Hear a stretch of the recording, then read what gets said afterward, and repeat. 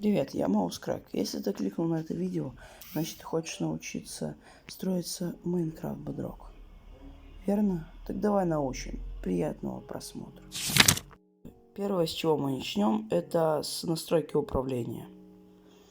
Если у вас стоит такое управление или такое, то оно не подойдет.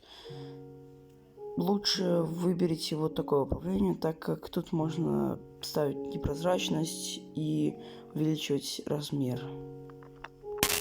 Первое, с чего мы начнем, это отступим 4 блока от пропасти. Поставим блок и зажмем кнопку строительства и строимся.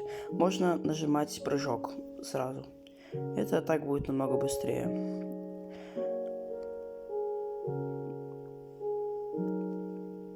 Можно еще, кто уже довольно-таки неплохо играет, можно поставить 4 и нажать строительство при беге. Это будет намного быстрее и практичнее. Ну и для самых таких профессионалов можно сделать вот так. Поставить через 3 блока и зажать, только уже задом. Ну и все. Наше видео подходит к концу. Если оно понравилось, поставь лайк. Оно получилось и маленьким, но все равно спасибо за просмотр и пока.